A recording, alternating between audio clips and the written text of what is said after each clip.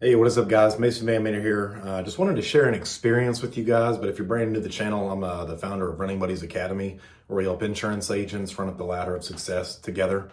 I'm a huge proponent of not being broke as a life insurance agent, not making money in this industry is like starving to death inside a grocery store. Sounds kind of stupid, right? But I just got a trophy from my IMO that I'm with for top 3 rookie producer of the year. So in 9 months, I managed to write over $200,000 of production. It's like 300 something apps. But I was just looking back at this and it made me reflect on a rather dark memory that I had. So when I was 18, I was arrested for shoplifting. Not something I'm very proud of, not something a lot of people know about. I mean, I've told people in the past, but I don't really try to hide anything. But I think people can learn something from kind of my mistake. So right after I had turned 18, I was hanging out with a guy about 30 minutes away from me. We went fishing and stuff a lot of the time. But it just goes to show you how important it is to find the right crowd to hang out with. So we go to Walmart, and the one time I decided to steal something, I got caught because they saw him on camera, guilty by association automatically. So the sheriff decided to arrest us, which it was like $30 for the stuff, but I'm still not proud of it. I look back and kind of laugh at it, like, why was I that stupid? Why was I hanging around this group of people? Like the time you decide to do something bad and it completely backfires on you. And so I was in the drunk tank because they didn't want to put us in general pop. So they made you take off your shoes. You had to wear some different clothes. I didn't have to put on a different jumper, but they had to like take your belt. They took your shoelaces out for some reason. I know why, but I'm not here to talk about that.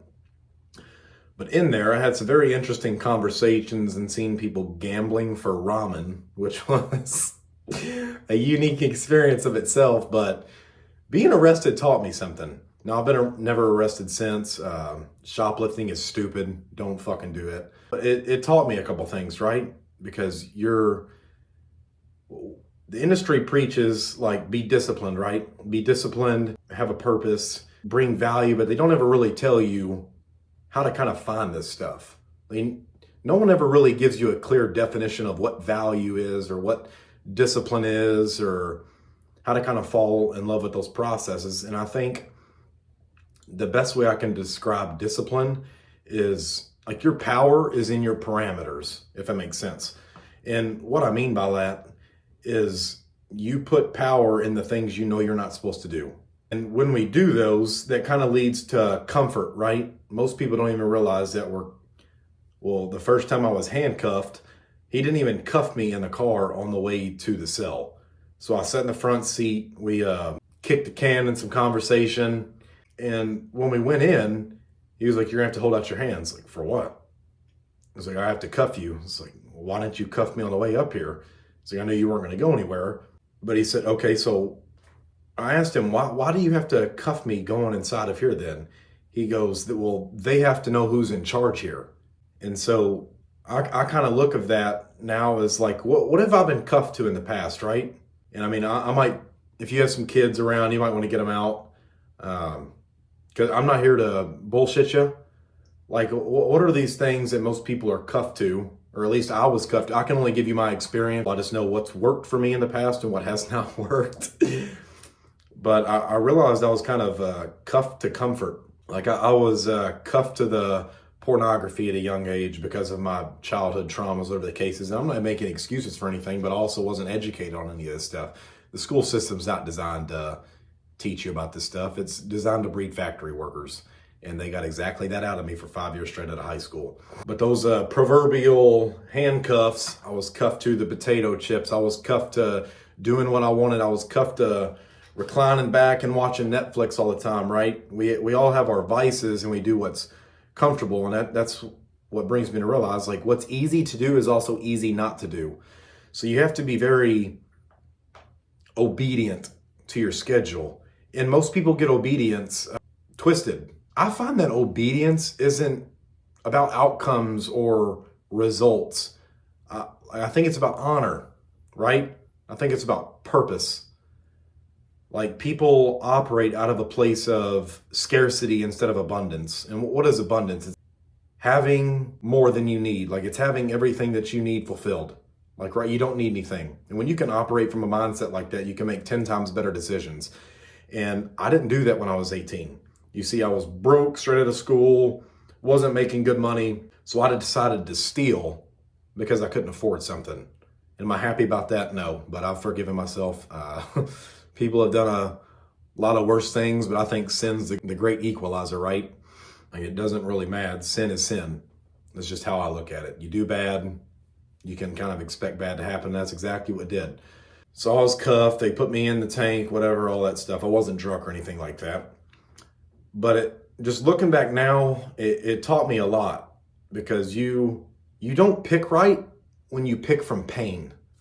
And I was operating out of a kind of a scarcity mindset. And I tell agents, like, quit swimming in the poverty waters. Like, you have to get out of the poverty pool. And you have to operate out of a place of abundance. And this is how really rich people think. They make decisions based on they have everything they already need. What are the long-term consequences or downstream benefits, whatever the case is? Like, is the upside more beneficial than if this doesn't happen because I have a 3 out of 10 chance? Business is betting. And that's why I really like where Jeff Bezos says his comparison to the baseball game stuff. Like in a baseball game, the max score you can get off a grand slam is 4 points. You knock it out of the park, get a grand slam in business, you could score 1,000 points. And that's the beauty of this. That's why I see so many entrepreneurs get addicted to gambling, because that's quite literally what we do on a frequent basis.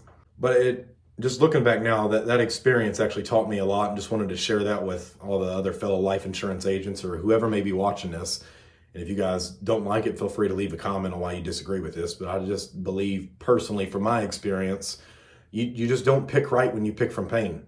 Like, oh, I'm hurting, let me make this decision to get out of this. And that typically never ends up going well, as you see for me. And I don't want you to get arrested for shoplifting. I want you to get arrested, period. It's not a pleasant experience, even though I was only in there for 6 hours. It's nothing like you see in the movies. But I realized I was ignoring caution because I was comfortable, right? I didn't think I was going to get caught. I was comfortable because I was around someone who'd done it their whole life. And that led to compromise. Like, it compromised my life potentially. That could have went a lot worse than it did. Luckily, I've never had a criminal record or anything like that, so I OR'd out, was all expunged.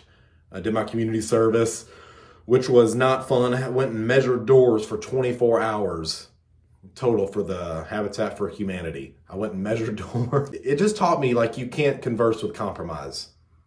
Like, that's where the obedience really comes in. Can you stay true to what you said you were going to do long after the mood you have set it in has left? I learned that from Inky Johnson.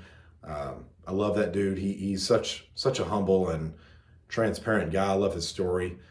But just some of my life experiences have taught me some stuff that have been very valuable to business. And that's what's helped me open up kind of running buddies. If you're having trouble like selling life insurance, you can shoot me a text, 270-724-3633. I'll give you access to some free training. My free training is by far better and more to the point. It's prospect-based, not product-based.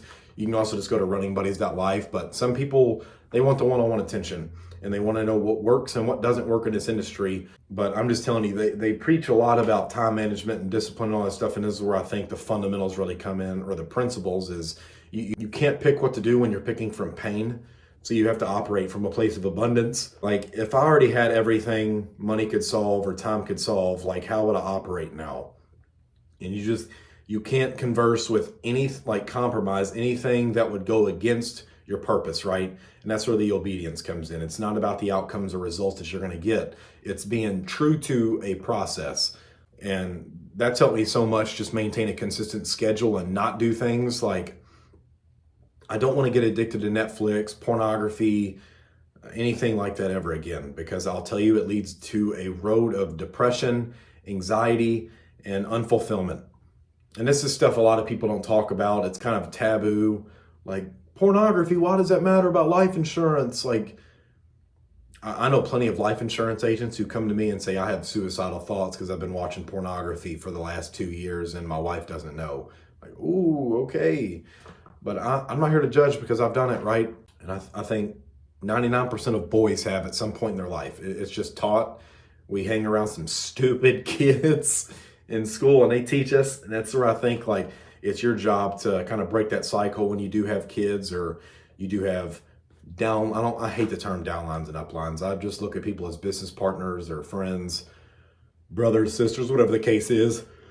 And you kind of have to teach them what you learn. And I think that's what brings leadership true value is just as soon as you learn something, can you teach it to the person following you?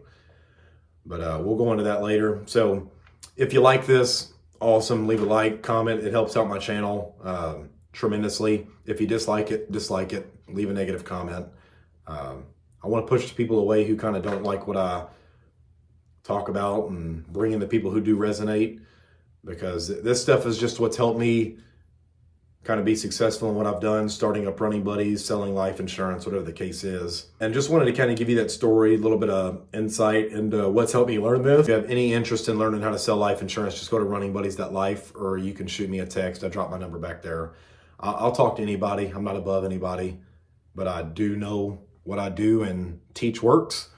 So if you want to be a more profitable life insurance agent, go schedule a call. You can join Running Buddies Academy. And you guys have a great day. Love you all. Stay great. Tired of seeing people broke, so we're going to stop that from happening. Have a good one.